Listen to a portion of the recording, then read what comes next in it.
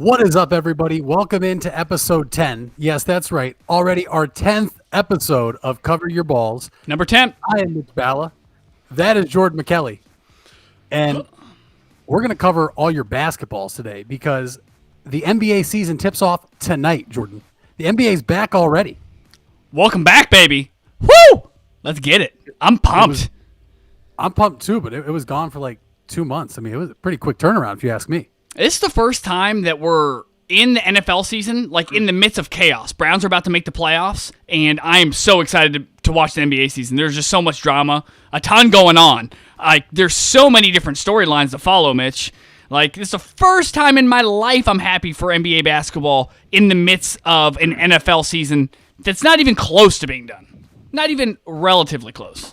I could not agree more. And for those that are usually joining in to get our recap on NFL and everything, we have a special doubleheader episode on Thursday to go over college football, go over the NFL, and all the other balls in the world. But today is strictly NBA. However you're listening, wherever you're listening, whether it's on Spotify, Apple Podcasts, or live with us on YouTube, the NBA is back. And Jordan, let's get right to it. It is a little after 4, but we're still going to do our top 4 at 4.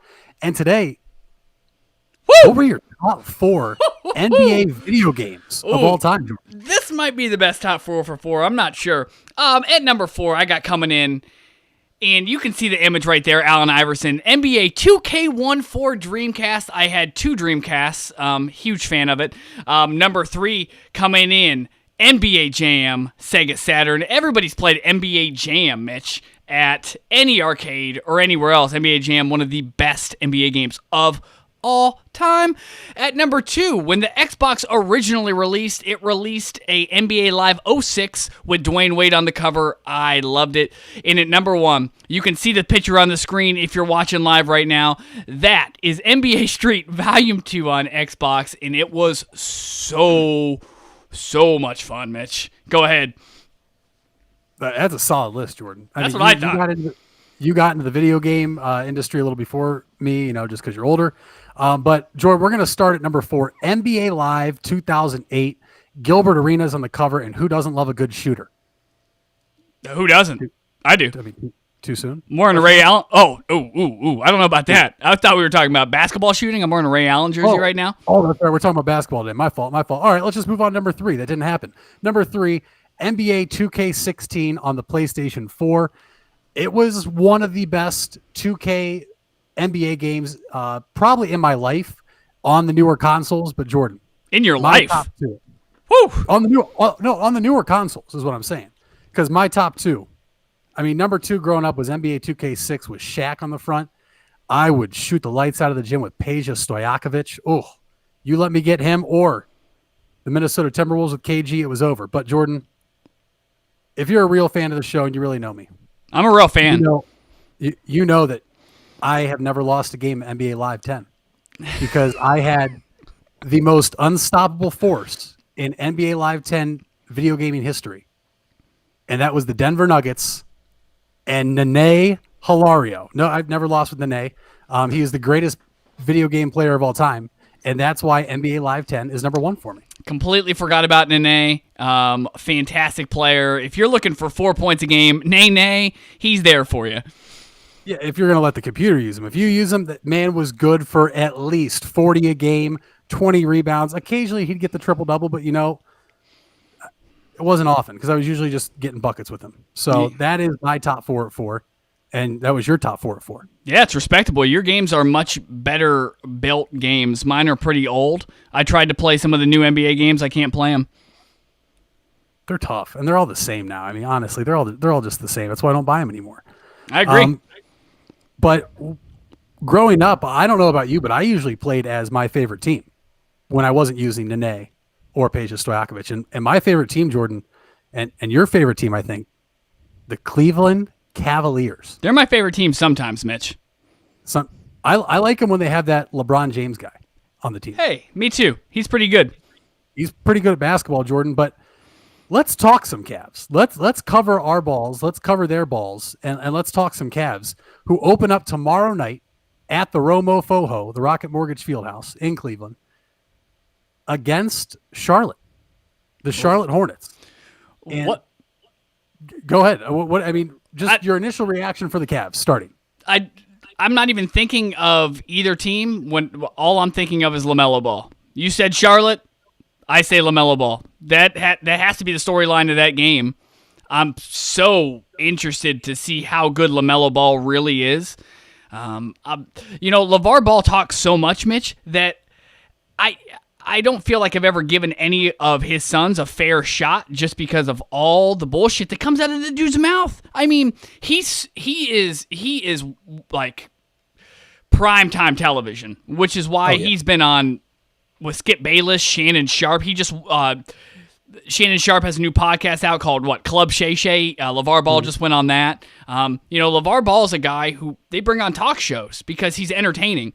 And I don't ever know when he's being serious or if he's just trying to, if he's saying certain things for entertainment purposes. But all that's out the window because I just get to watch LaMelo Ball play. I don't have to hear about LeVar saying how good he is anymore. So I'm really excited to watch LaMelo Ball. I think he's definitely the best of the Ball brothers, which I don't know is saying a whole lot. But when your brother was picked number 1 overall, that's saying something, right? I mean, Lonzo's not crap. He's 22 years old, still young. He could end up being really good. But honest to God, that's all I'm thinking of, and that's what I'm excited to watch. I am a huge Cavs fan, my favorite team. But, I would be remiss if I wasn't telling you that I'm going to watch the game for LaMelo Ball. And I respect that. I really do. He had a great preseason. Granted, I'm not buying in the hype right now because he wasn't going against all the NBA players. He was going against guys trying to make rosters, make the team, G League guys.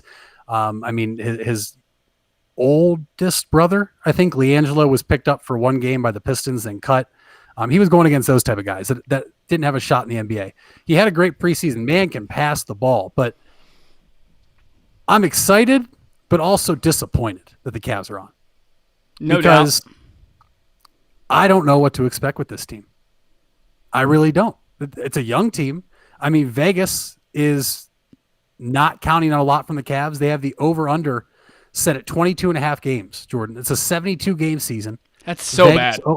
Opening the Cavs. That's the second lowest win total. And I've watched some of the preseason games where most of our starters have played. They just got blown out by the Knicks 119 to 83. Now, granted, Love didn't play and some other starters, but I don't know what to expect from this team. I'm excited. I'm excited to see Isaac Okoro.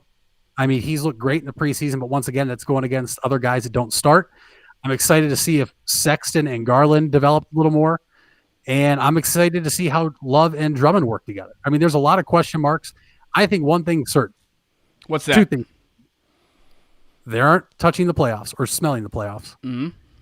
And I think they have the right head coach in place in JB Bickerstaff. Yeah, I think they do have the right coach, but, you need players. Every league that we watch and that we cover, Mitch, is run by players. I don't know. If this was football, I would have a better outlook on it because I think coaching in football matters more than basketball. But, man, if you don't have the horses in basketball, specifically in the NBA, I don't know if we're going to win. I honest to God, no, we're not winning more than 30 games. What they had the over-under on 22 and a half. I honest to God might take the under. The Cavs are a really bad basketball team. And your coaching can't make players evolve quicker in terms of how, some of our players are 20 years old. You need experience. You need games played to get better. You can't coach that into somebody. You can give them some hacks and some tricks of the trade, but I just don't know how much better they can get. Do you see what's the best case scenario you have for the Cavs for the year? Best case scenario with where my expectations are, it might honestly be being the worst team in the NBA to get the number 1 pick. If we're being honest, my whole philosophy is if you're not going to compete for a playoff spot, which we're not going to, and you're nowhere near the finals, then keep tanking. I know that the odds are set against you now since the NBA went back in and redid everything. So, the whole tanking can't really happen. We've seen it before. Teams with lesser odds now get the number 1 pick. The Pelicans a few years ago got it with Zion Williamson. there's no guarantee you get number one, but this next draft class, man, we're already talking about the next draft class. I know. We usually talk about the Browns right here, man. We're not doing that though, but we'll talk Cavs draft class. This next draft class is loaded. And so that's why you are picked for the lowest win total, tied with the New York Knicks. Just develop your young guys and get a piece that's going to help you in the future. You got a young head coach, you have young players, and that's all you really want right now. I just hope they're entertaining. I don't expect them to win, but if they're losing games by single digits and it's entertaining and close, okay, I'll watch. I really will. Yeah, I think a lot of the games will actually be close. We have a really young team, a team that plays really hard. I mean, so it's going to be interesting, but man, this is a star-driven league. You know, you can lose your quarterback in the NFL and still win the Super Bowl. Even when your quarterback through 13 games, Carson Wentz, was on an MVP type caliber, you can lose a player like that in the NFL, will go on to win a championship. Not in the NBA. I mean, we don't have a star. And I think you brought up something really important. Until last year, you could lose every game, get the first round pick. That's not how it works anymore. You can't do that. And it's a lot harder. It's a lot harder in other sports, to go after a number one pick just because there's not 82 games to play. And I think that's why they put that rule in place, Mitch. It was easy to tank in the NBA. Not so easy anymore. I think in our lifetime, me and you've watched the Cavs get, 6 first-round picks. I just guessed. No facts. Didn't look up anything. I want to say it's around 6 first-round picks, like first pick of the draft that the Cavs have gotten. And even that hasn't proven to turn a franchise around unless you have LeBron James. So it's just like, get the right coach, get young talent, continue to evolve, continue to get better, because even getting the number one pick of the draft isn't a for sure thing. Right. I mean, we saw that with our number one pick, Anthony Bennett. Who? Say that again? I got to take off my headphones? Anthony Bennett? Oh, Anthony Bennett from UNLV. Yes. The guy who was making subs at Subway when we went a couple weeks ago? Yep, that's him. That guy. Yeah. The one that doesn't look like a basketball player at all? Anthony Bennett, You son of a bitch. You ruined one of our... just ruined one of the years of my life.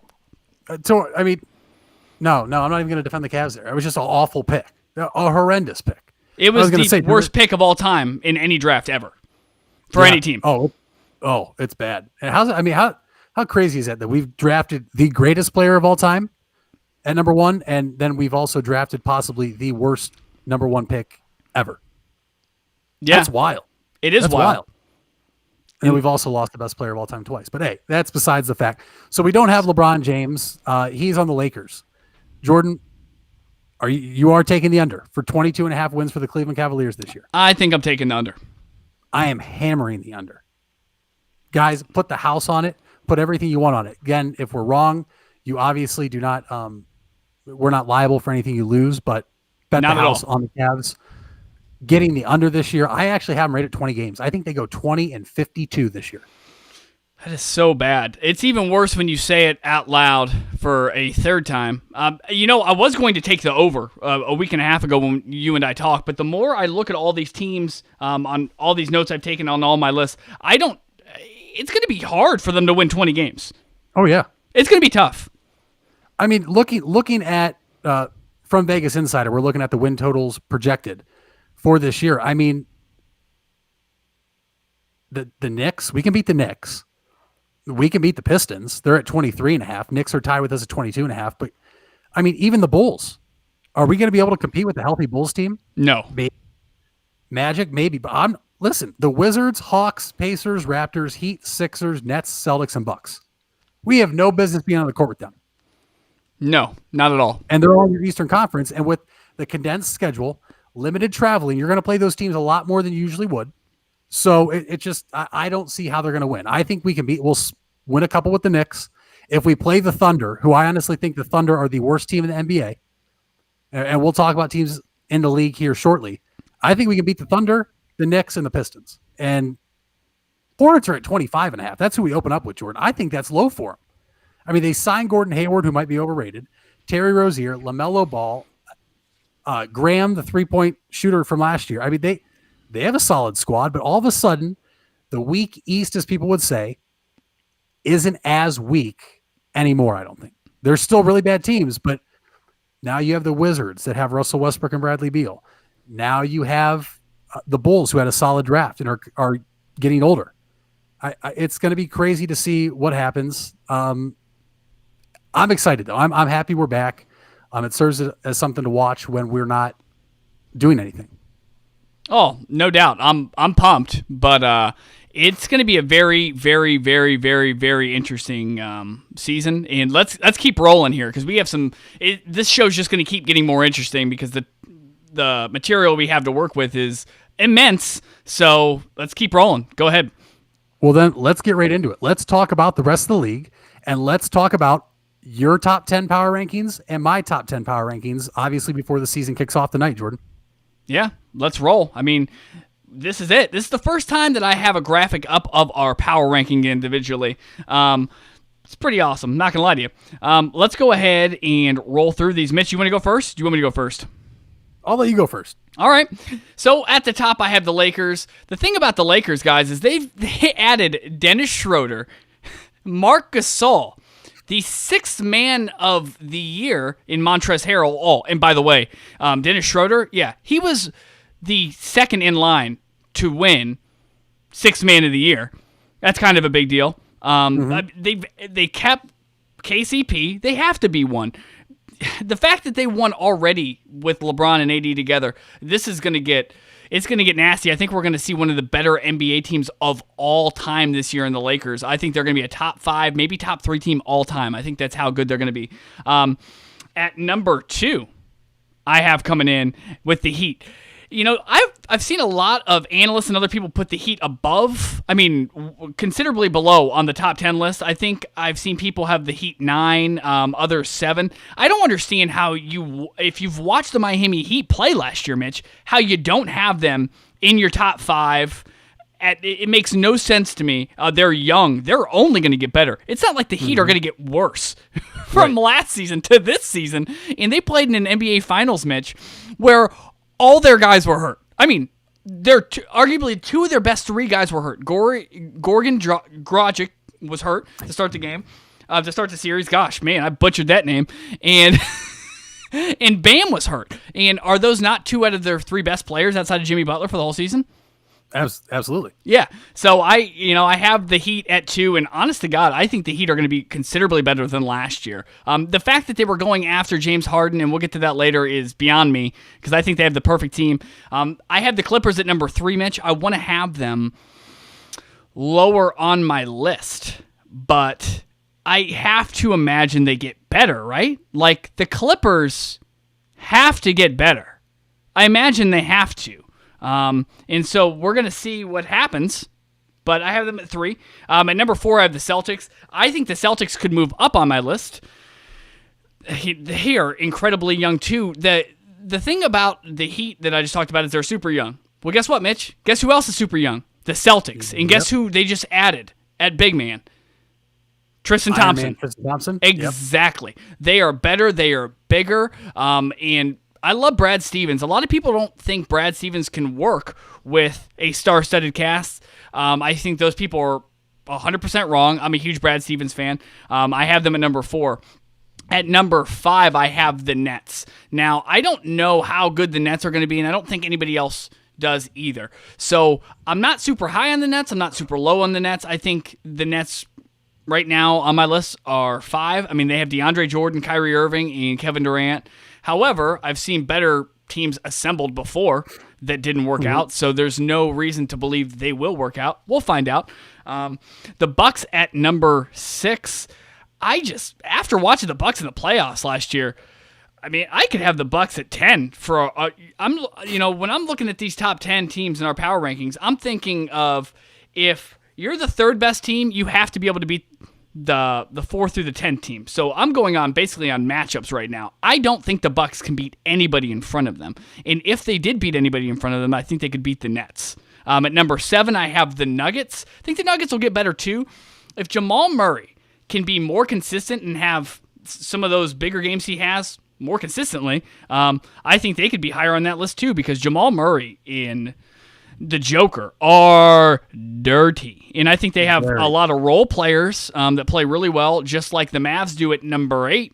I don't think the Mavs are one of those teams on my list, Mitch, that I don't think that they're going to move much. I think the Mavs are a fine team. I don't think Luka's overrated, but I don't think he's quite where other people think of him. People think we're handing the league off to Luka after LeBron's done. I'm not sure of that yet. I need to watch a little more Luka play to figure out how I feel about him. The Jazz at number 9.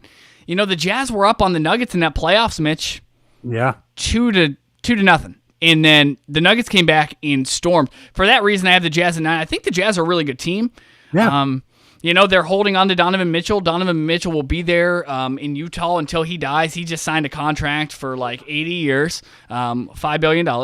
But no, he'll be there forever. I like Donovan Mitchell. I have them at 9. This has to be one of the better. This has to be some of the most parity we've had in the NBA in a while. And I cannot believe that the Jazz are the 9th best team. The 10th best team, in my opinion, is the Pelicans. With a healthy Zion Williamson, a healthy Lonzo Ball, you have Ingram. This has to be a top 10 team, right? I mean, I think they can even be better than 10th, but I have them at 10, and there's some really notable teams that I'm leaving out, but I'm going to kick it over to you.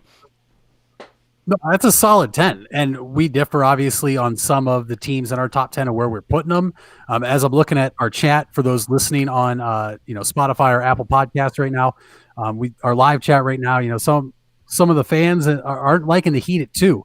But we'll get there. And Brandon Ranke thinks we need a tan. I mean, it is winter right now in Ohio. I don't know how you.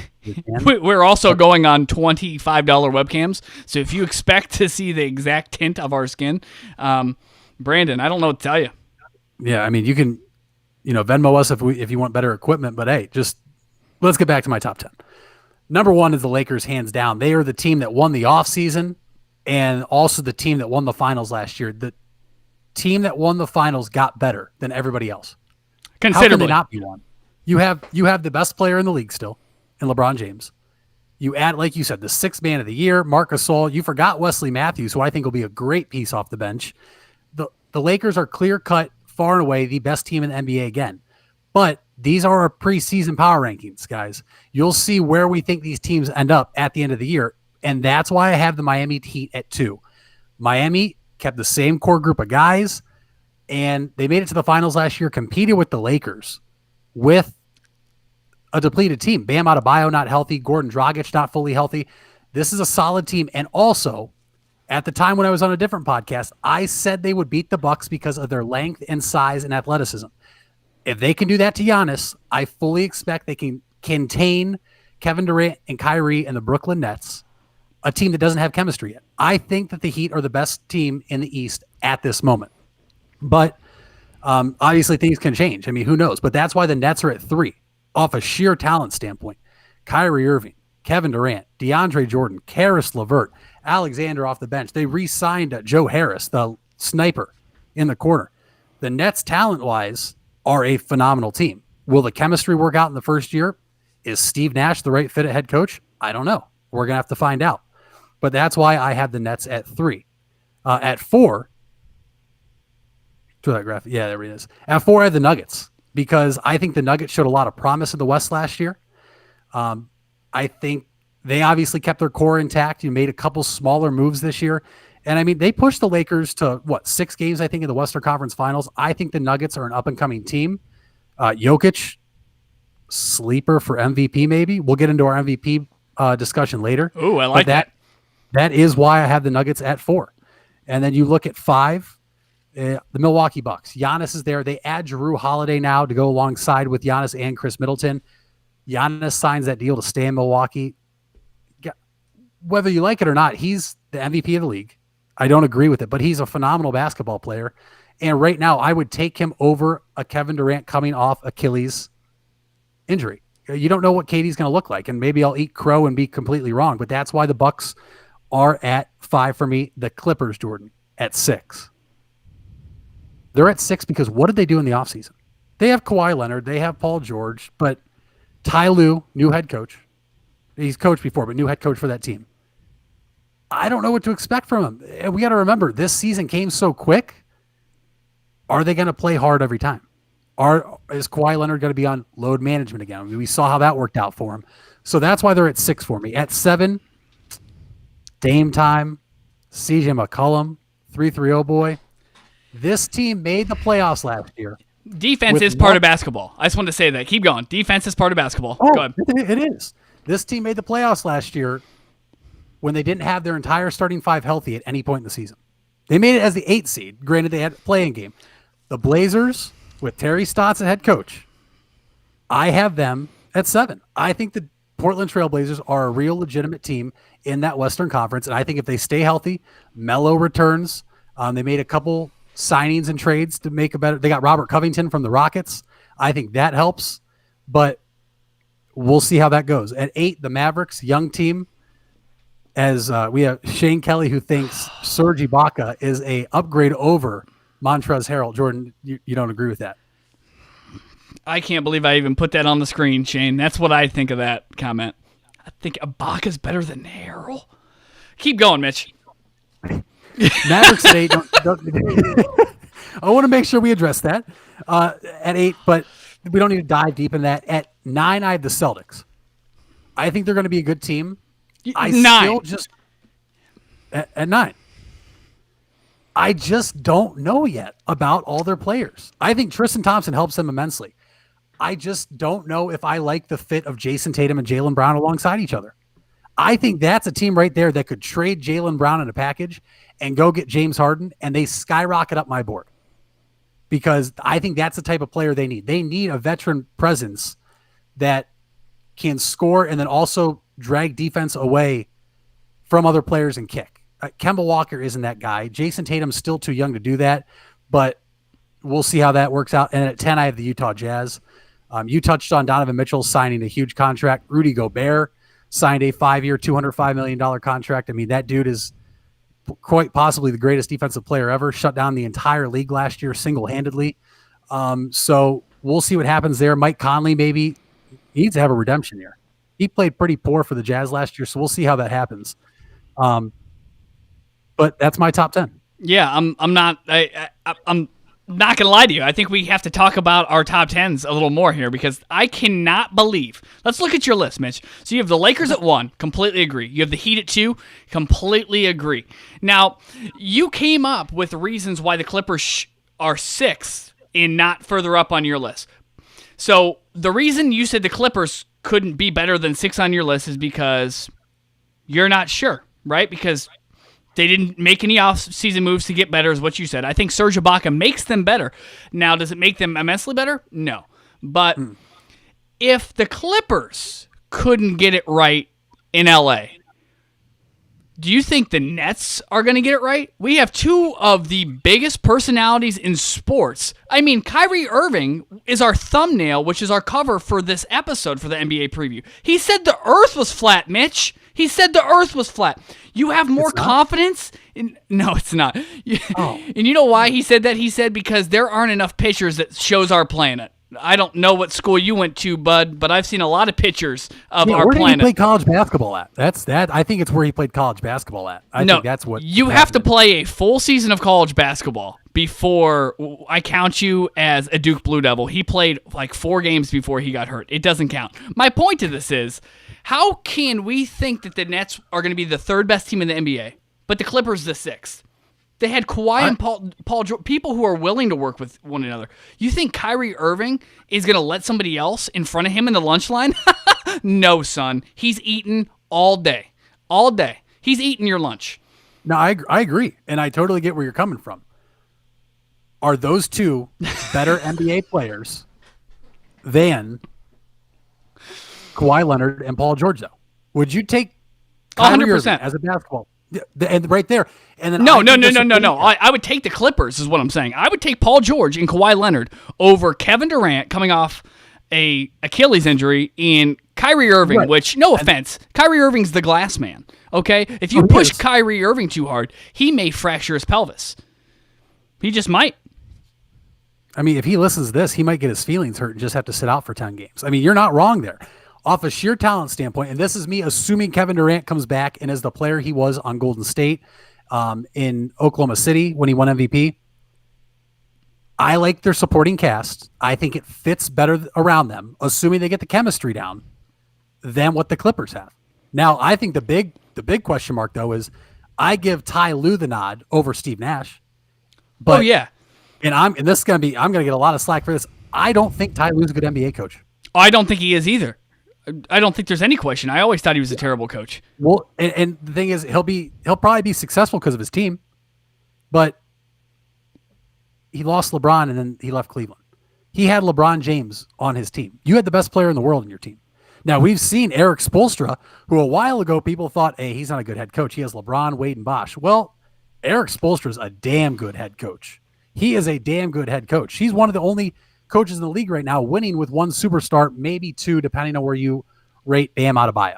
You know, but Ty Lue, I would give the nod because he has the experience. He's been there. He has won a championship. He's been in the finals 3 times as a head coach. So I can see what you mean, but off a sheer talent standpoint, assuming they stay healthy, I just think the Nets are better than the Clippers with the surrounding cast as well. Okay. I don't think that I'm excited to see the Nets get I don't think the Nets I think I'm too high on the Nets personally. I think the Nets could be the 8th best team in the league. So I thought I was pretty fair on that. We'll see. You brought up a really good point. The only reason Ty Lue won a championship in Cleveland is because LeBron James wanted him there. LeBron James has, and everybody knows this, how many coaches has LeBron James gotten fired? And I think it's pretty fair to say gotten fired and not say he had them, like he's basically fired him himself. He fired David Blatt. David Blatt was 30. Yeah. He was either 30-9 or 29-11. I think it was one or two of those. And to those watching, somebody fact check David Blatt's record before he got fired. But he was winning like 3 games for every one. In the NBA, it's pretty good.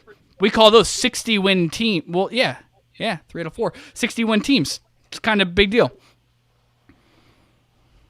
I mean, I completely agree. And I think you're going to see now.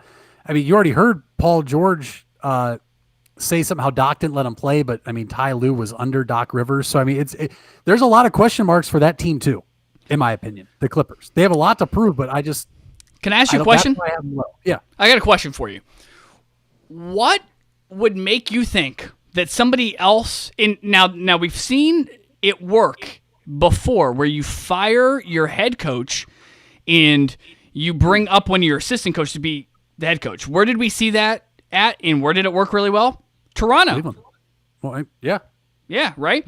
And so the problems the Clippers have, I don't think Ty Lue can fix them. I don't know how somebody else on that staff bringing them up. Do you think that bringing Ty Lue up makes them better, makes them worse, or you think they're about the same? I think they're about the same. And sure, he might have a different philosophy and different game plan, but I think those issues the Clippers have are internally with their players. I think a lot of them got hurt last year, and when I say hurt, I mean butt hurt, that Kawhi got to load manage. Paul George got to do what he wanted. Patrick Beverley was this... I personally think Patrick Beverley is an extremely overrated player. And a dirty player at that. And he gets to play, and that was the issue. Apparently, him and Montrezl Harrell had issues in the locker room because they're the same type of player. He's ranked 90th, by the way. They ranked Pat Bev 90th in the NBA by the NBA GMs, correct? Mm-hmm. Which is wild. Well, no, I think that is. I think that's straight. These are from ESPN. I'm pretty sure. The players and the coaches rank this. I don't think this is the GMs. I think the others, the GMs. I think. Yeah, I'm sorry. I had the GM poll listed for later in the show that I was looking at, so that's why it came to my mind. But I don't even remember where I was on this topic, but there's a reason that I have them down there. And as Maurice says, LeBron was the coach and GM in Cleveland. I completely agree because since he's left, can you say any of the moves have really worked out? Besides, there's been one move that's worked out since LeBron has left. And that was Kobe Altman firing our head coach, John Beilein, because Dan Gilbert hired him. Dan Gilbert wanted the Michigan man as head coach, And David Blatt is the best coach in the entire Eastern Hemisphere. Give it to me again, Noah Danke. Yes, sir. But that's the only good move that Kobe Altman's made, and that's why I'm so interested to see how Bickerstaff does. But LeBron is the head coach and the GM and always will be, and he's training Anthony Davis to take that position for him in a few years. He's whatever you need him to be. So he is. I mean, he is. You need him to be a point guard? Guess what? Point guard. You want him to average 30? He can average 30. You want him to get 12 boards a game? He'll do it. You want him to take your daughter on a date? I'm sure he would. How old's your daughter? Hold on. We have to ask that question before he takes your daughter on the date. Yep. Make sure she's legal consent. It's important, especially in 2021. You want your kids to go to school? Guess what? LeBron took care of it. Boom. I mean, what doesn't the guy do? No, I mean, he builds houses. He builds schools.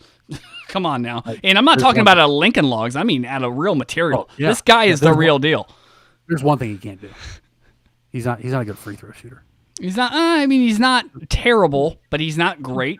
Is he average in NBA? What's his percentage? Like 69%? Yeah, something like that. Is it like 69%? 69.69. Thank you for that. Nice. But let's move on. Do you have any more disagreements with my power rankings? Let's roll through 6 through 10. I like the Bucks at 5. I had the Bucks at 6. I think that makes sense. You have the Blazers at 7. I definitely do not believe they're a top 10 team. I love Dame Time, and I love CJ McCollum. You know, we played them in high school. In middle school, we beat them, and in high school, we did not. But I have love for the Blazers. I just don't believe they're a top 10 team, Mitch. The Mavs, you had at 8. I had them at 8. Jazz, you had them at 10. I had them at 9. I mean, you don't have the Pelicans. The only thing that is really bizarre to me on your list is the Celtics at 9. If LeBron James did not exist and he wasn't on this planet, I would say the Celtics have a chance to win it all. I love Jason Tatum. Love their coaching staff. I mean, I love their surrounding players. I like everything about the Celtics. I think they only get better. I'm glad that Danny Ainge didn't make a whole bunch of more miscellaneous moves. I'm glad he stayed put. Sometimes you just need to run it back. That's why that saying exists, Mitch. Yeah. Sometimes, guess what? Yeah. Hey, get your ass over here. We're running this back. And that's what you need to do. And I love that the Celtics are doing that with a small addition here or there. We'll see. That's, honest to God, that was my biggest problem with your list. The Clippers at 6, I understand how you got there. I do not understand how you got to the point where you were like, I'll put the Celtics at 9. No. That's like saying the Celtics are plain yogurt. The Celtics are better than plain yogurt, okay? They're better than that. Premium yogurt. Yeah. I don't think it's Brad Stevens is the issue. I think it's a pieces issue in Boston. I think Tristan Thompson will help them out immensely. I think Toronto losing Marc Gasol will be good for them in their own division and conference. And that's a team that a lot of people are kind of high on that neither of us have on our list is the Toronto Raptors. They didn't get better. They have 2 guards, but let's not even talk about them. I just don't see this team working with the pieces they have. I think they're a move away from having to deal. So I think Tatum is very good. What move? I'm not.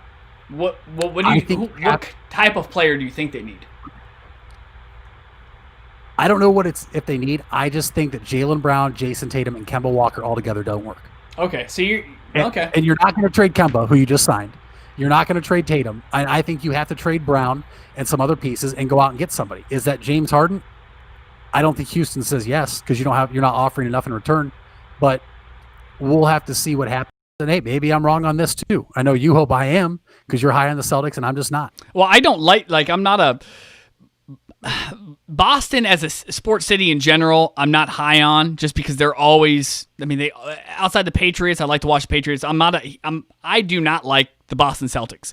So the fact that I have the Boston Celtics so high, I think they're real. I don't have them there because I want them to be there. I think they're there. But I get what you're saying. Have you ever eaten anything that your mom or parents, cousins, aunts, uncles have made, and you taste it, and you're like, I don't know what's wrong with this cookie or with this lasagna, but there's something missing or there's something in here that shouldn't be here. So I get what you're saying. I don't know what the Celtics need is what you're saying, and I get it because if they necessarily knew what they needed, maybe they wouldn't be almost there for the last decade. So I get it. Mm-hmm. And really quick, Jordan, I think before we need to switch it up, Noah Danke, who is in our chat right now, wants the Oklahoma City Thunder to get a shout out, and I'll give them a shout out because that's probably going to be the coolest thing they do all year is get a shout out because that team is atrocious. They might, I mean, who are you taking? Are you taking that Thunder team right now that's assembled or the Cavs the first time LeBron left? Oh, man. I mean, that's tough. They're bad team. We're talking about the Thunder, right? Yeah, OKC Thunder that has, I believe, 17 draft picks up until 2025. There's only 2 rounds in the draft. Was Kyrie Irving there? You know what? Scratch what I just said. I'm going to say OKC's definitely better than the Cavs were. I mean, they still have Shea Alexander, right? Unless they traded him too. I mean, they made so many trades. I mean, this year, their three-headed monster was Dennis Schroeder, who they've lost to the Lakers, Chris Paul, who's at the Suns, and he should still be. I'm almost positive he's still there, and I think he's better than the Cavs' best player after LeBron left. I mean, I think he's better than a rookie Kyrie Irving, and Kyrie Irving was the next best thing we had. You think those guys would beat Mo Williams and J.J. Hickson? I do. Yes, I do. Oh. I do like Mo Williams, though. Jamario Moon. I forgot about Jamario Moon. I forgot that he existed, and hopefully after this podcast, I go back to that. We had Anthony Parker, too. He wasn't even the best basketball player in his family. No. Candace Parker's better than him. Candace Parker is 100% better than Anthony Parker. Yeah. No doubt. We were bad. But let's not forget, the Thunder also lost Steven Adams. Steven Adams went to the Pelicans alongside Zion. So right now they have Gillis Alexander, Danilo Gallinari, if I can remember, and they got Al Horford. But Al Horford is one of the most overrated players in the NBA. Yeah, I don't know what I like. I'm not sure how I feel about Al Horford. I'm not. I like him going to when Elton Brand brought him in with Philadelphia. That was just like a money grab for him. Like he wasn't going there because he thought they were going to be good. That had to be because of the money, right? Like absolutely. That was a really weird one. And yeah, Steven Adams is not with OKC anymore. Which I mean, he definitely makes the Pelicans. I remember when that happened. He definitely makes them better. Absolutely. And we're touched on a lot. We're talking bringing other teams into this. So we should probably move on. And we're moving on because Noah Danke said it's George Hill season. They have George Hill. The Thunder suck. George Hill, I hate you. Shane Kelly's in here. I'm sure he just got triggered by that name because of the free throws you missed in the 2018 NBA Finals. But Jordan, let's switch it up. Let's get off basketball for a quick second and go to this afternoon's half-hour headlines. What do you say? Let's do it. All right. Well, let's start in the NFL, where newly named starter again, Dwayne Haskins, is now in trouble with the league and his organization after he was found at a strip club with no mask on. It's not a good look. No, it's not a good look, especially considering you just came off that game you had Sunday in which you looked horrendous. Why are you partying after, you basically lost hold on the NFC East? You have the NFC East in your hands. You lose, and you're like, strip club. Not a good move. Not a good move. I mean, you can go to the strip club, but he didn't even have a mask on. So now, he's in trouble with the league for not following protocols. That's like you want to wear double masks when you go into a strip club. Double masks. And he's wearing no mask. He's a brave man.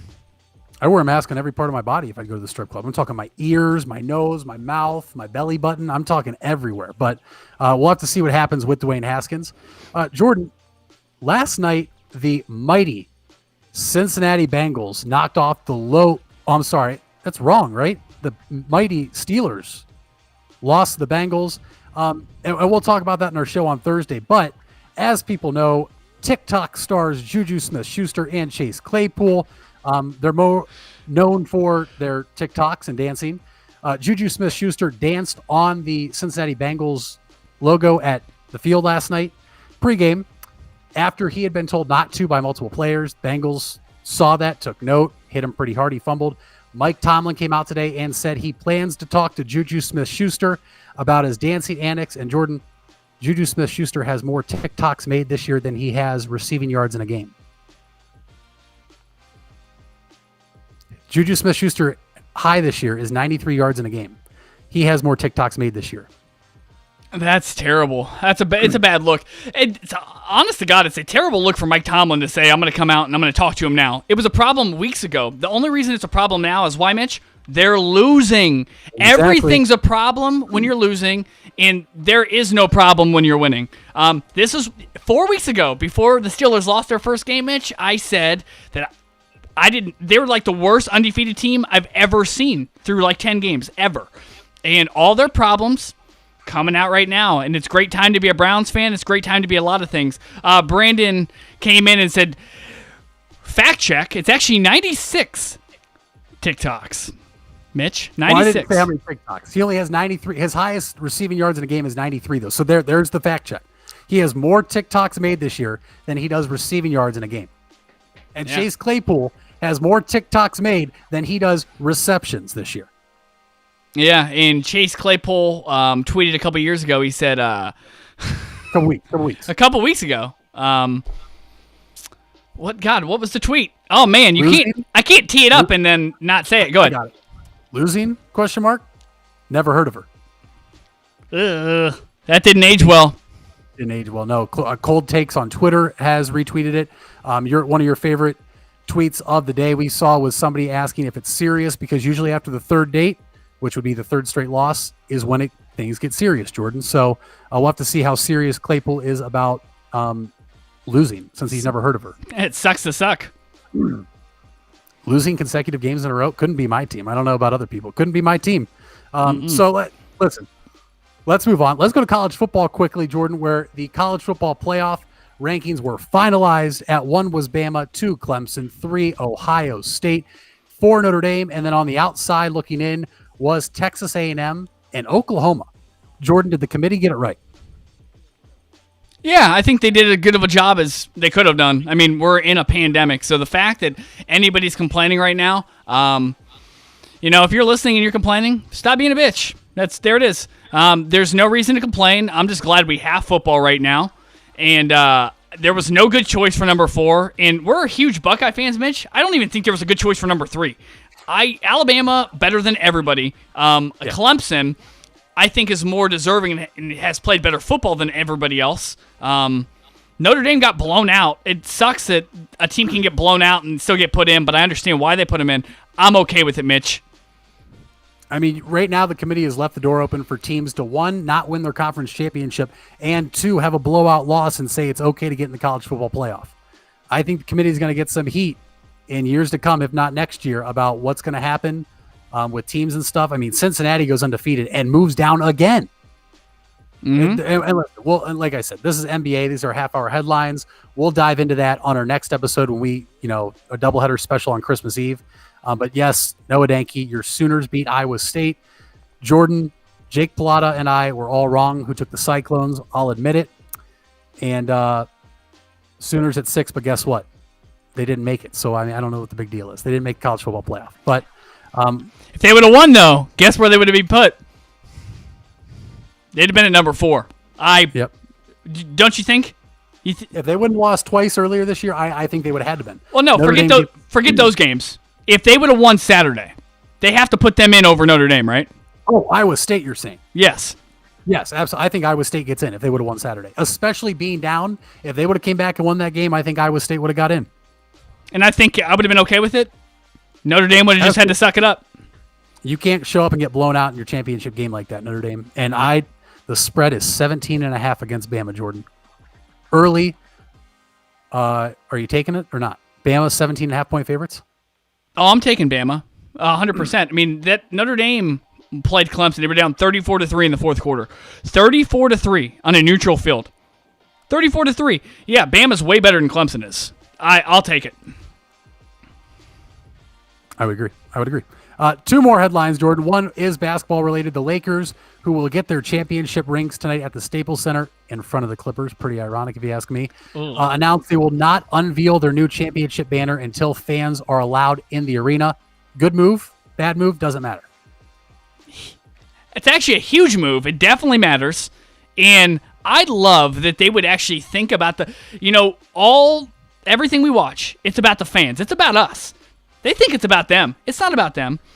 I think it's huge that the Lakers fans the fact that the Lakers organization understands how big that championship was to the Laker fans, and the fact that they want to hold it off for them, I love it. Great move by Jeannie Buss and Rob Pelinka. I love it. I agree. I also love it.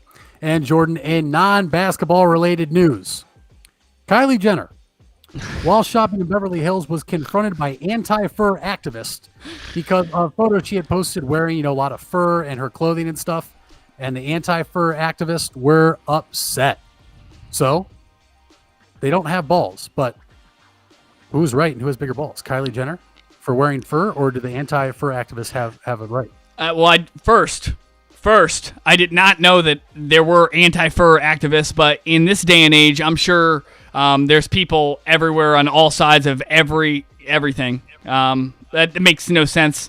I don't like Kylie Jenner. I think both of them should shove it. Oh, that's how I feel. Well, and that's why I asked you. I want to know how you feel. I appreciate that. Of course, I'm here to check you. You're here to check me. And that was this afternoon's half-hour headlines. So let's go ahead and move in to our playoff segment for the NBA. Yes, sir. Let's do it. Let's go ahead and we're going to talk. Jordan and I had our top, what we think the 8 teams are going to look like in the Eastern Conference and the Western Conference at the end of the year. It's going to look different than our power rankings if you're watching or listening right now and you're not just joining us. So, Jordan, let's start with the Eastern Conference. Give me what you think the 8 teams in the Eastern Conference will look like come playoff time, and I believe April. Okay, so it's important to note that the last several years in the East specifically, Mitch, the ace seed has been about 500 at its best or below. Okay, so when we're thinking about the 8th best team, not necessarily great. Let's roll through them. Number 1, I have the Celtics. Why? For all the reasons I said in the beginning of the show. Young, I think they're going to evolve into something better this year. I think they were finally figuring it out at the end of the season. I have them at 1. At number 2, I have the Miami Heat. I love the Miami Heat. Might be the best team in the East. I think the Celtics will potentially be better than them at the end of the year. But right now I like Miami better than the Celtics. However, still have them at 2 because we're going by wins, right? At number 3, I have the Bucks. I had the Nets originally. Then I thought, well, the Bucks might win the most games in the East. It's possible, but I have them at 3. I have the Nets at 4, the Sixers at 5, the Raptors at, would that be 6? The Wizards at 7, and the East at the bottom is just so bad. I don't even know if I can give them an ace seed. I'm not even going to do it. No, I am going to do it. And we're going to rock with LaMelo Ball and the Charlotte Hornets. I'm rocking with them. I can't do it. How do I not do it? Yeah, I mean, fair enough. Fair enough. I mean, I don't see how that happens. I mean, he's not even one of their best players in the team. We're talking they got Gordon Hayward. Yeah, that's right. I said that. Worth $180 million. Terry Rozier. Hey, one of the only 3 players in NBA history to sign multiple $30 million contracts a year. Right? Yeah.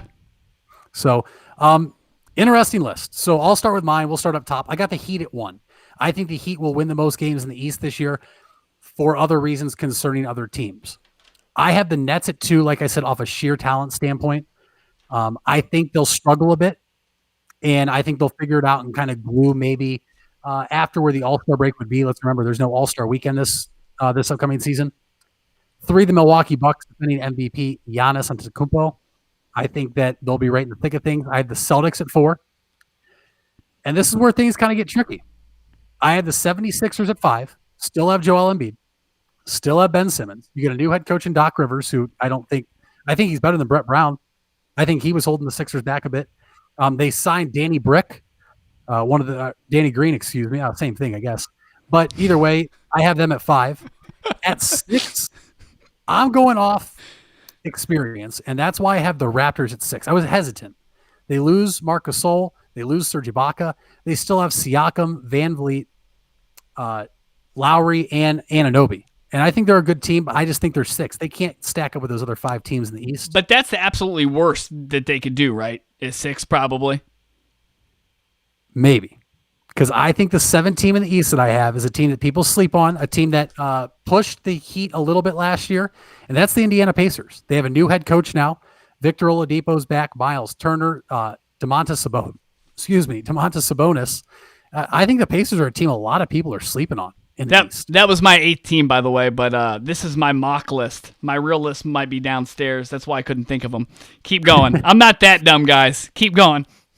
And then at 8, I have the new look Washington Wizards with Russell Westbrook and Bradley Beal, Denny Avdija, their new draft pick, and we'll see what they do. But I think the Wizards, once again on talent, are better than any other options at 8 in the Eastern Conference.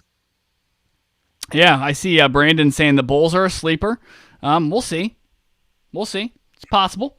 I think it's possible too. I think the Bulls are a team that nobody talks about. I mean, we'll have to see how that goes. But I mean, I think it's safe to say you and I have our top 4 in the East are interchangeable, but it's clear and cut top 4, top 5 teams in the Eastern Conference are. Yeah, I mean, I think our whole list is almost identical. When we're going through the second half of our list, it's pretty close. Interchange one team or two. The East at the top, man, they're dangerous. They might be just as dangerous as the West at the top. Absolutely. And let's go ahead and dive into our Western Conference seeding, what we think is going to happen. And Jordan, I'm anxious to see what you have here because I have mine strategized because of what I think is going to happen this season. And before we even get to the rankings, that's me saying I don't expect LeBron James and Anthony Davis to play every night. I expect them to load manage, and rightfully so. They won the finals, best player in the league, top 5 player in the league with Anthony Davis. And they're not worried about who they play. I think they're confident wherever they go, if they have home court or not. Same thing with some other teams. But there are some teams out there that have to prove something, and that's why my Western Conference playoff seeding projections go as followed. At 1, I have the Denver Nuggets. You have the Denver Nuggets at 1. I have Denver Nuggets at 1 strictly because at 2, I have the Clippers. At 3, I have the Lakers, and I think those 2 teams are the favorites in the West, and I think they're going to rest a lot. The Lakers have pieces they have to gel and get used to still. The Clippers, I don't think, are worried. Listen, those 2 teams are worried about championships. They're not worried about winning, the most games in a season. They're not worried about having home court advantage throughout, in my opinion. So I think the Nuggets want home court advantage. They want teams to have to come play them in the playoffs in that high altitude setting. Nuggets, I think, at 1. Clippers 2, Lakers 3. I got my Blazers at 4. The Portland Trail Blazers at 4. They have a lot to prove. I think they'll prove it, and they'll end up at 4. I have the Utah Jazz at 5. I think they're a solid team, really good defensive team. We touched on them earlier in our power rankings. If you missed that, go back and listen. 6, the Dallas Mavericks, young team still. I just don't think they're ready to overtake any of the 5 teams ahead of them. But Rick Carlisle, great coach. Luka's great. KP, Porzingis can stay healthy. They're going to be a team to be reckoned with. And then 7 and 8. At 7, I have the new look Phoenix Suns, who went undefeated in the bubble, with Chris Paul there now alongside Devin Booker, DeAndre Ayton. I think they're a team that's going to shock a lot of people.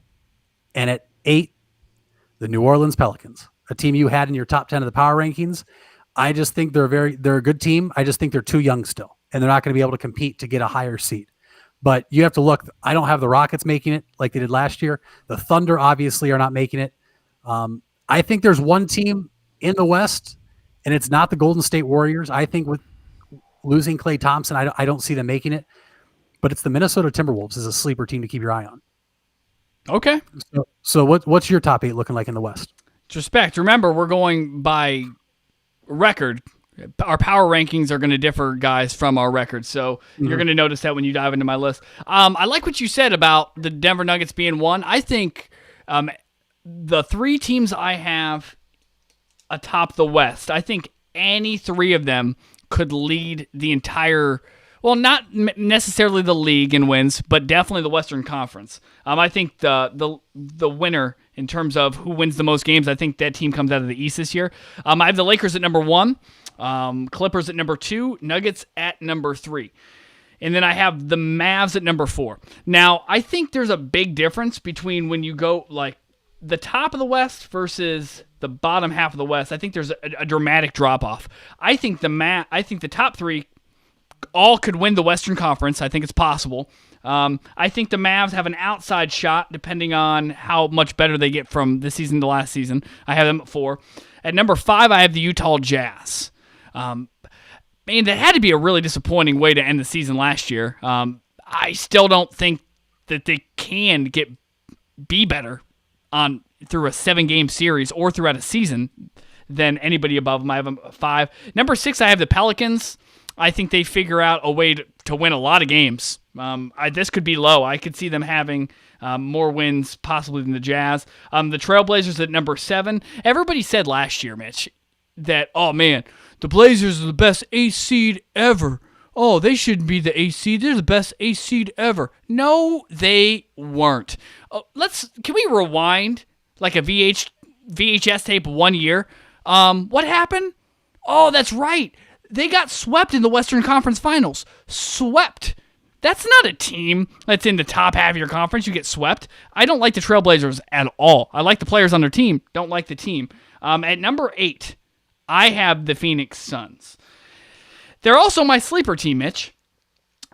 Chris Paul makes everybody around him better. I mean, everybody. And if DeAndre Jordan, in particular, Blake Griffin could have got along with Chris Paul out there, and James Harden could have got along with Chris Paul in Houston, he has a championship by now. I think Chris Paul makes that big of an impact on any team he goes to. Right on the outside looking in, I have Golden State at 9, and then I have Rockets. I just have a question mark for the Rockets because we don't know if James Harden's going to stay or if he's going to go. What's he going to do? I don't think he's going to play many games. We can get into that in a second. And then obviously Klay Thompson out for the season. Man, it'll be really interesting this year to see how good is Steph. Unanimous MVP Steph.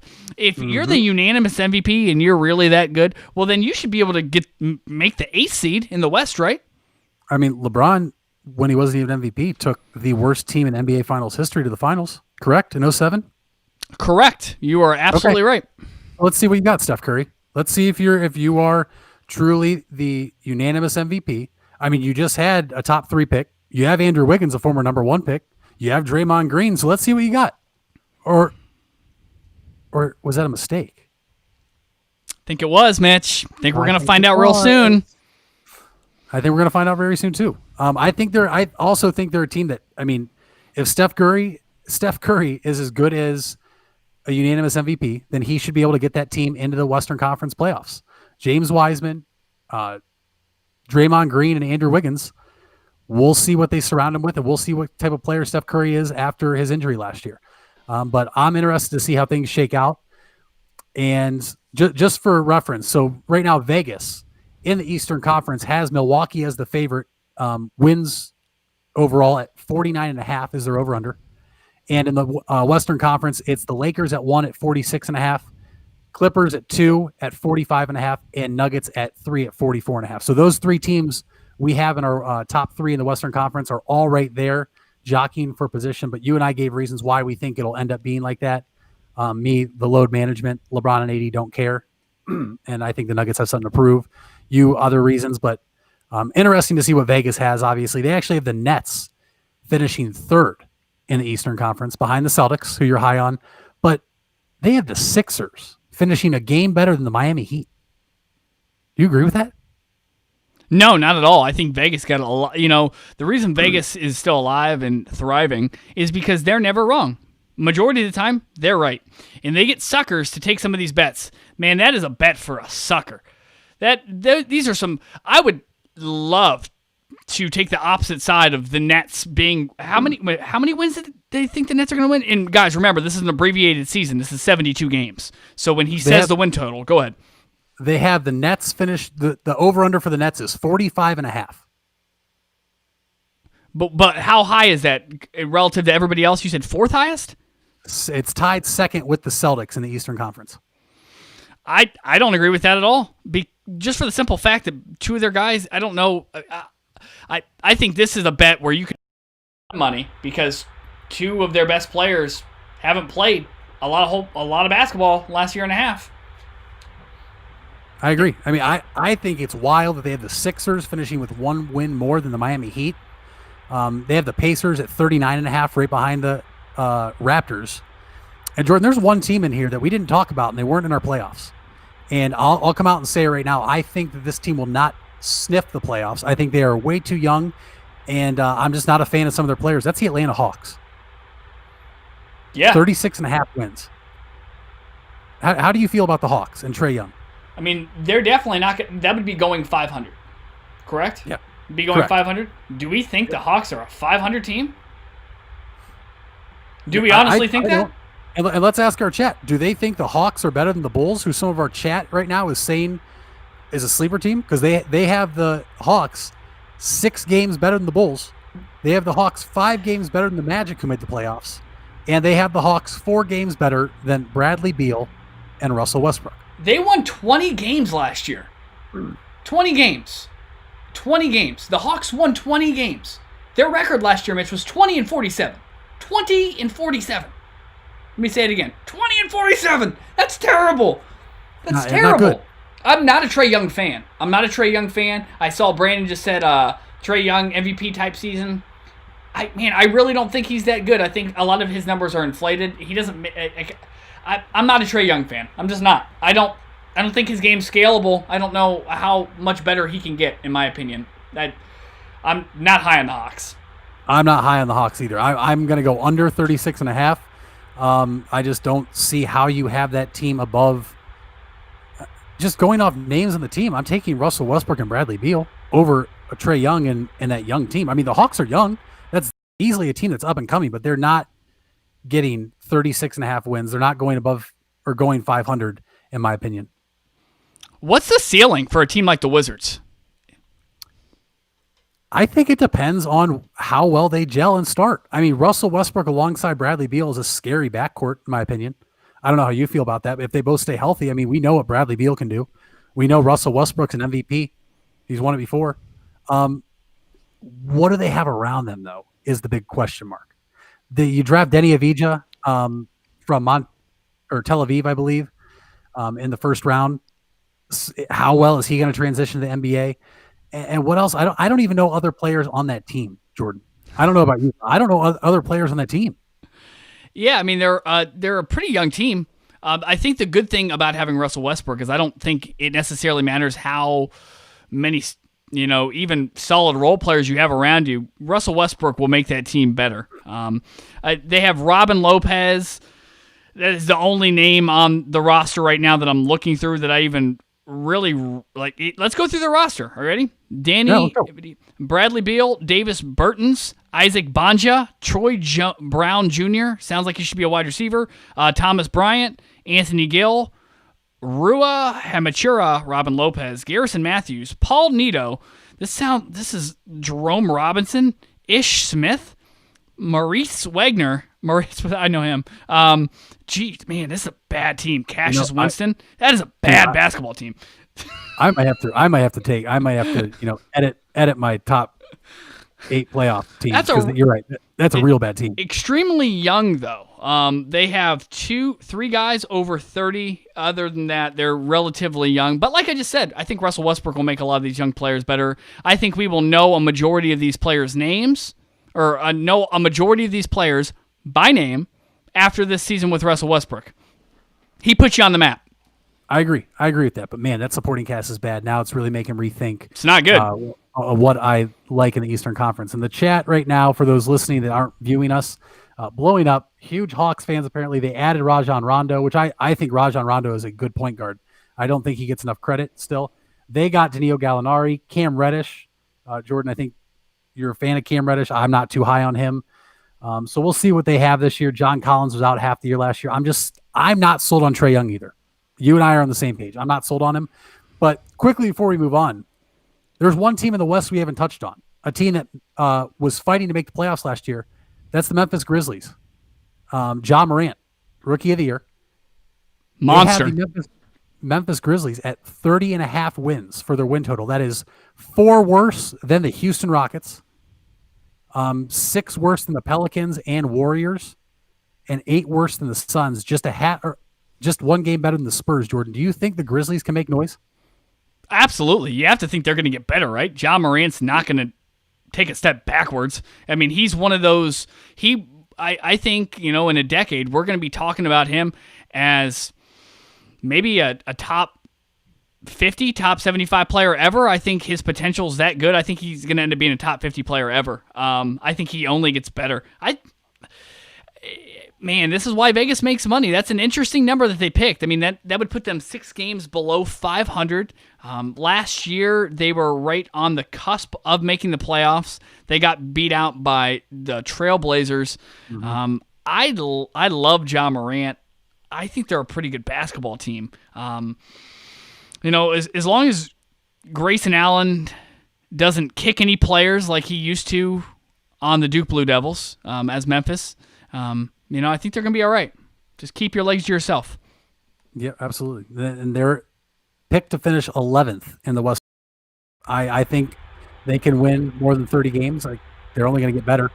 But we'll have to keep an eye out for that. So, Jordan, quickly, we'll move along here. Your NBA Finals prediction. Who's going to make it and who's winning? Oh, the Lakers are going to win. I mean, I can't believe this. We should just put that on the screen, not even ask the questions. This might be, like I said, one of the best teams of all time. The Lakers have legit with their roster, they could put 2 top 5 starting teams together that could possibly make the playoffs in the West. Definitely in the East, maybe in the West. I mean, they're loaded. And they're just not loaded. The chemistry's there. And it doesn't seem like anybody it has too big of a personality for that team. I actually like a possible, depending on how good the Celtics get. The Heat are my pick right now. I'm not opposed to changing maybe 3 months from now, because we're picking. I mean, this is super early. We're picking us 6 to 7 months early. I actually like a rematch between the Lakers and the Miami Heat. We'll see how much better the Celtics get. I'm 100% positive Lakers are coming out of the West. What do you got? I'm right there with you. I have the Lakers in the finals, winning the finals. Obviously, I think they're clear-cut best team in the league. Obviously, the favorite. I'm going to get bold here. I think we finally get the LeBron Giannis matchup in the finals. I have the Bucks coming out of the East. Wow. I think what can happen is I think the Nets can beat the Heat, because I think the Heat are the team that matches up the best with the Bucks in the entire Eastern Conference. But I think the Bucks can beat the Nets, and that's why I think the Bucks get to the finals. But ultimately, Lakers, LeBron, AD, too much. I have Lakers in 6. I like it. And one thing we did not note that needs to be noted that is huge is, hey, Mitch, where's Drew Holiday these days? Oh, I believe he is in Milwaukee. He's in Milwaukee. I didn't really take that into consideration a great deal, because I want to see how they play first together. Some players I feel like I don't need to see play with other players first. He's one of those ones where I want to see him play with that surrounding cast first before I, go higher on the Bucks. But I think they could be considerably better than they were last year with him. So I don't think that's a bad pick, Mitch. I think that's possible.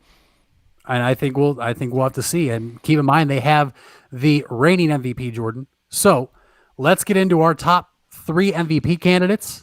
I see there's a question right now in the chat, which we'll address after this, from Sam. If anybody, watching us right now or listening has any questions, throw it in the chat, and we'll get to it after Jordan and I give you our top 3 MVP candidates. Jordan, shoot. Top 3 MVP candidates. Mm-hmm. So MVP is about narrative. It's not necessarily about who's the best player. So when you and I put these together, that's all I had in mind, was what does the NBA, what picture is the NBA trying to paint? Well, LeBron James can only play for so long, Mitch. He can only play for so long. I mean, we're finally starting to see the decline with Tom Brady this last year and a half. I think at some point we're going to see that with LeBron, and for that reason, I think as long as his numbers are competent, not just competent, as long as he's great in assists, in rebounds, and in points, and not necessarily great worth leading the league in points or rebounds or assists, but if he's top 10 in all 3 of those, Luka Doncic will win the MVP. And it's not because he's the best player in the league. It's because it's the best story.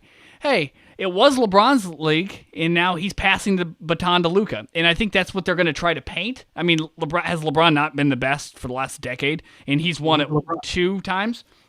Yeah, he's not won it enough. Let's just put it that way. LeBron James has not won it enough. Yeah, and Luka does everything LeBron does extremely well. Luka does well, and that's why a lot of people compare those two. He kind of passes like magic. He has a good jump shot, and he's not afraid to go bang. And he's bigger, so I have him at 1. I think LeBron will be the best player in the NBA. I think he'll be in the top 3. And I actually like Kevin Durant. Like I said, people love a good story. People love a good narrative. If KD stays healthy, he's going to be KD. And if he's KD and the Nets end up being the number 1 or 2 seed, KD could also win too. And I have a KD at 2. So I have LeBron finishing 3rd, Mitch. I have KD coming in at 2nd with a close race with Luka at 1st. But I think it's only going to be a 2-man race. I think LeBron will most likely be 3rd, but I think the gap between Luka and KD, if he can stay healthy, is going to be really close. I like your top 3. Let me say this: LeBron is the MVP. LeBron is far and away the most valuable player in the NBA. But like you said, there's a narrative.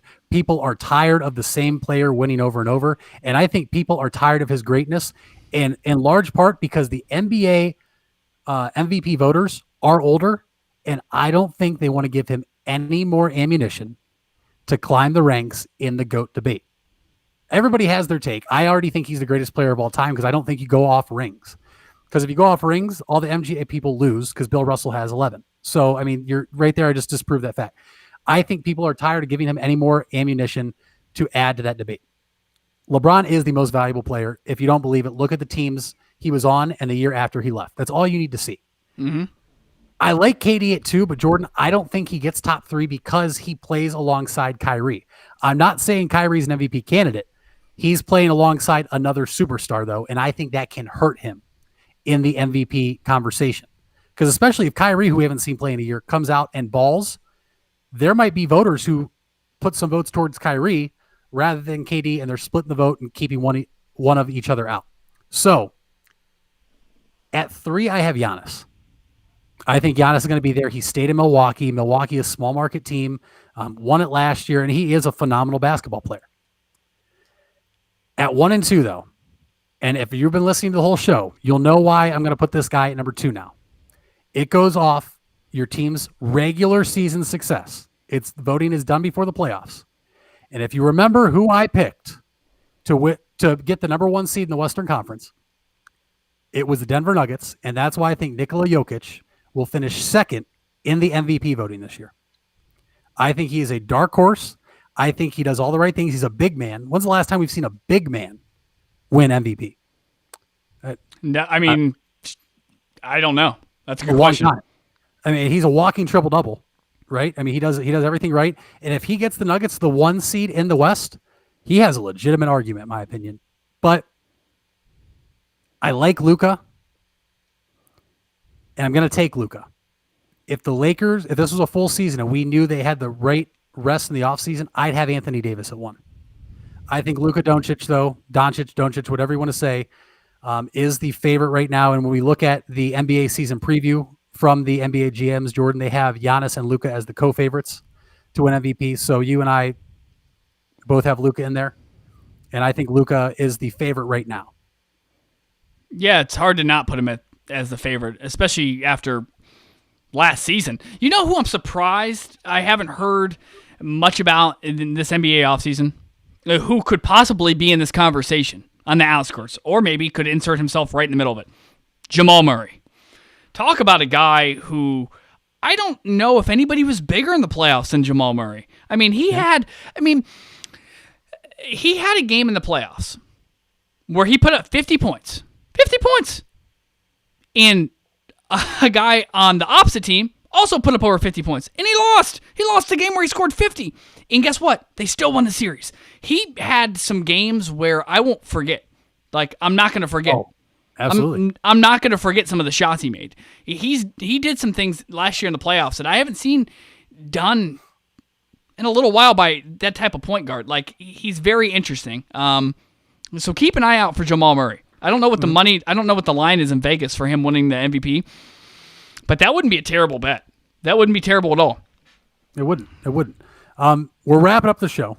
And before we get to our favorite segment, we have 2 questions I want to answer. And we'll start first with Sam Summers, who put in our chat, will the Cavs trade Kevin Love this season? Jordan, is he going to be a Cav after the trade deadline, or is he gone? I'd have to look at his contract. I forget how much the Cavs still owe him. That would be the only hiccup in that entire thing. The Cavs want to get rid of Kevin Love.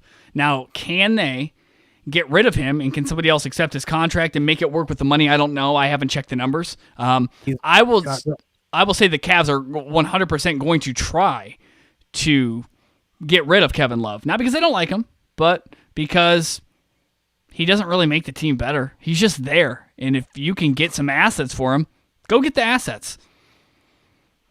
He signed a 4-year, $120 million contract with the Cavs. He'll be a free agent in 2023. And this year, Kevin Love will earn a base salary of $31,258,256 while carrying that same amount of a cap hit. So that's going to be a tough contract to trade. But, Jordan, I think unless somehow the Cavs prove us wrong, I think he will be traded before the deadline. I think Kevin Love will be on the move to a contender.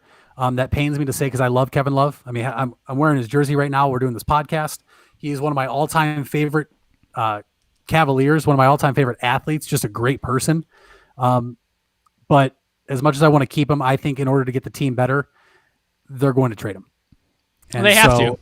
They have to. We're not going to win anytime soon, so why would you hold him here? Although he loves Cleveland. He's come out and said that.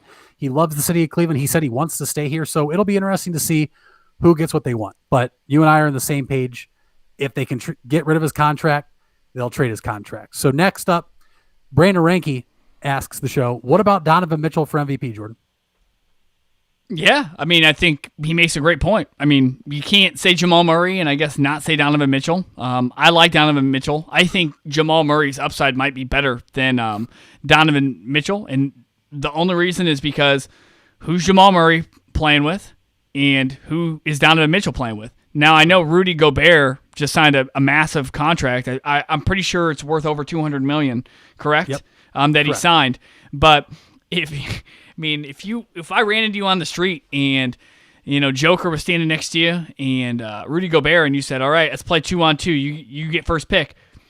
I'm picking the Joker every time, and I think he makes Jamal Murray better and vice versa. I think they work really well together. I don't know if Donovan Mitchell and them can get – I don't know if the Utah Jazz can get that many wins to put him in the conversation. To be completely honest with you, wins is a huge factor. I mean, the only other person to win MVP with not that many wins is like OKC with Russell Westbrook. And that won't happen again. The only reason he got it is because he averaged a triple-double, right? Who's the last person to have like a 40 to 45 win team and have a chance to win the MVP in a regular season of 82 games? Right. Who? No one. That's the answer. The answer is no one. So... yeah, I love Donovan Mitchell, though. Brandon, huge fan. I'm a huge fan of him as well. And so, Jordan, our last one, we haven't talked about it much this show. James Harden and the Houston Rockets. Will James Harden play? We'll make it a two-part question. Will James Harden play more than half the season with the Rockets? 1. 2, will he eventually be traded this season? So what I'm hearing from the people that I've talked to is that he will be gone in the next couple of weeks. If you've watched these press conferences, they're hard to watch. He was asked yesterday or the day before about his situation in Houston, like basically paraphrasing, is your situation good enough now to where you could stay? Every question they asked him that had anything to do with staying in Houston, he said, next question, please. So I'm going to say he's traded within the next couple of weeks, but I wouldn't be surprised if they held on to him just because they're just not going to throw him away for, some paper towels and a peanut butter and jelly sandwich. They're going to make sure they get more than they're bargaining for in return for James Harden, because you're trading away one of the best scorers, if not the best scorer ever in NBA history. So you better get something for him. Would you trade him for the COVID vaccine and the naming rights to the Cleveland Indians? That's, possibly, yes. That way I could name the Cleveland Indians maybe like the Cleveland Steamers. Yeah. And, and have a vacuum be our mascot. But, man, it's going to be tough. Here's my question for you, Mitch. If they trade him, where do you think he goes? Where's your number one landing destination for James Harden? I don't know. If I'm Philly, and I don't get the people that are like, no, we can't trade Ben Simmons. Yes, trade Ben Simmons. I think Ben Simmons is highly overrated. That is a hot take. People aren't going to agree with me. He can't shoot. Why would you not go get one of the best scorers in the league and then put in one of the best big men when he's healthy in the league? Well, if you're the Sixers, you're morons if you're not trading Ben Simmons for James Harden. James Harden says he wants to go there. So I don't know what Philly is waiting on. They're not asking you for Joel Embiid. So go make the deal. That's one team. You're not going to Brooklyn, bro. So chill out. You're not going to play with Kyrie and KD. So stop your whining. You're not going there. I told you I think there's two teams that nobody talks about that would make sense. We know Miami is pulled out of the talks. I think Boston could potentially put together a good package to grab him. I think that's what the Celtics need. I also told you I think Milwaukee's a team nobody gives a shot to. That if they got James Harden, I think that's what Giannis would need, and they would be the favorites in the East. But the Rockets are going to hold them ransom until they get a package they love. And the key word is love, not, we'll settle. They're not going to settle. He's under contract for 2 more years. Why would you? Yeah, I don't understand. I love the Sixers. I don't see why you wouldn't be willing to give like straight up for Ben Simmons. So shooting a basketball is pretty important, especially if you play basketball. It's really important, actually. You have to be able to shoot the ball and put it into the hoop. That's how you get points. When your best player can't do that, that's a problem. That's kind of a problem. And teams are insulting him and daring him to shoot. We've seen it before. Guys won't even go 10 feet, within 10 feet of Ben Simmons when he's behind the 3-point line. Yeah. That's an insult. It just... I want, like we said, this is a league where scoring right now is winning. A lot of teams don't play defense. Nobody plays defense. Why would you not go get the best scorer in the game, pair him up with a dominant big and another supporting cast, and see what can happen? Stop waiting. Stop. You've been trusting the process too long, Philly.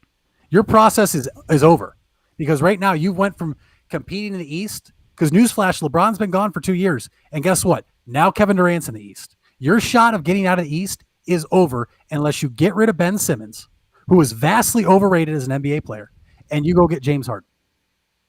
Yeah, I couldn't agree more. That's just how I feel.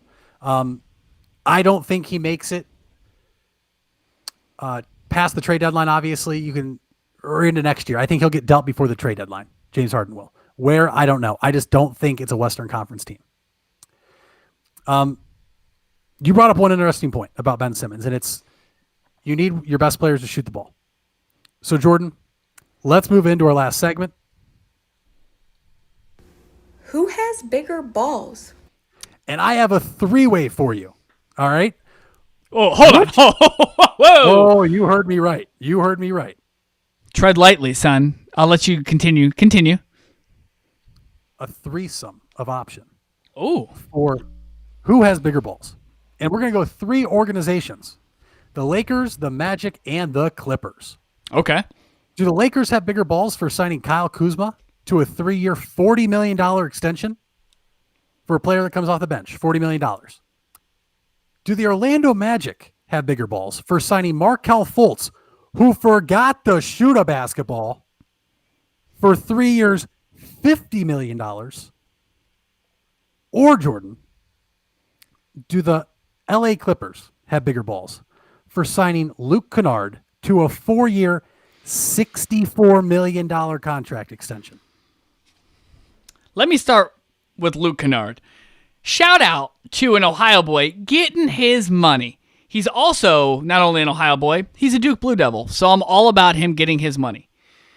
I think, Mitch, it has to be Markelle Fultz. And roll with me here. How is Philly doing with Carson Wentz right now?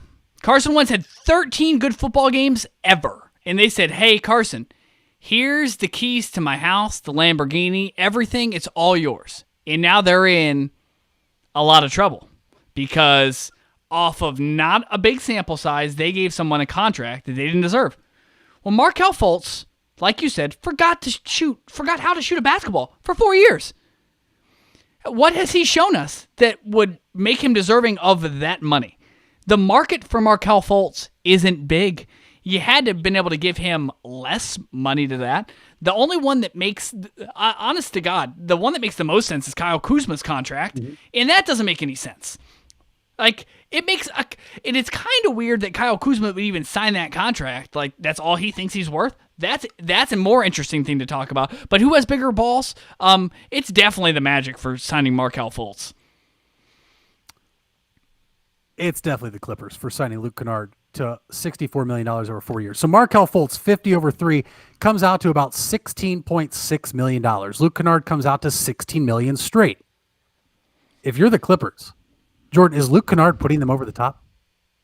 Well, no, and I think that's what makes their trade so bad is that they let people like Montrezl Harrell go, and they didn't really try to go out and get anybody else. And so you end up overpaying for somebody who isn't even close to being worth that money. And this is in the pandemic era. Like, the money is not the same right now. So 64 right now, in the midst of a pandemic, that's a lot of money.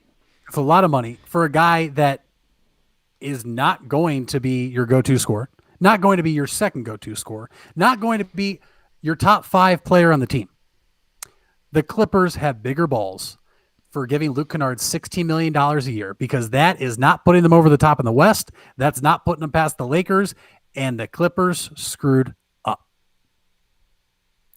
Guys, thank you for tuning into our NBA preview. Thank you. Episode 2 of Cover Your Balls. Subscribe to us on YouTube. Subscribe to us on Spotify, on Apple Podcasts. Give us a rating, a review, and let us know what you think. Follow us on Twitter at CYB Live Show. And Jordan and I will be back with you on Christmas Eve. Little doubleheader action. Recap the NFL, college football, and get you ready for this weekend and all the possible playoff, clincher, and loser scenarios in the NFL, Jordan. A lot of scenarios. We're going to talk about them all. Thanks for tuning in. I'm Mitch. That's Jordan. Thank you for letting us cover your balls. And this is Ray Allen. We're out of here. Go Browns.